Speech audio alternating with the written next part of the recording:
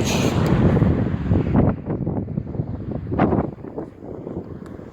Evo sad se nalazimo baš na području predjela sela Roviška, a odnosno to je širi prostor sa naše istočne strane zapravo je najveći dio tih prodora, kako smo vidjeli sad od lokalnog stanovništva. Prodori se događaju upravo s te istočne strane, oni ovdje dolaze čak i po danu, a najviše po noći.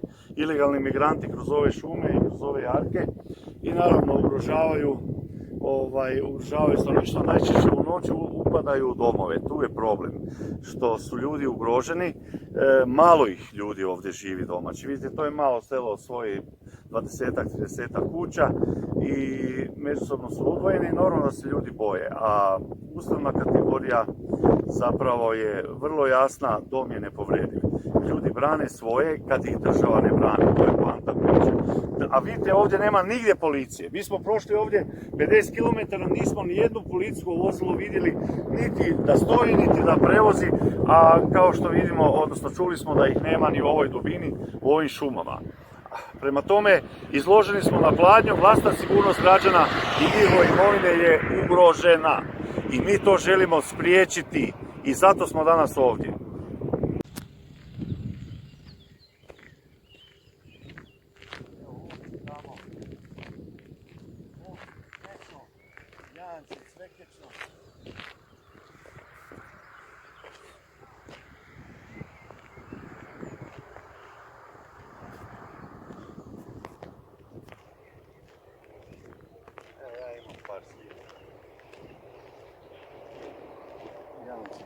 Ovce bekeću. Dakle, nalazimo se na cesti kojom svaku noć, baš svaku noć ovdje nedaleko Gline, migranti nadiru iz Bosne i Hercegovine prema unutrašnjosti Hrvatske. Dakle, upravo ovim smjerom, znači iz smjera juga prema Hrvatskoj, noći imamo stotine migranata koji nesmetano ulaze u Hrvatsku i idu dalje prema Hrvatskoj. Nažalost, na ovom prostoru ovdje, bez obzira koliko se dugo zadržavali, ne vidimo hrvatsku policiju, ne vidimo da netko štiti hrvatske građane, oni se nažalost moraju samo organizirati, tako da situacija nije bajna.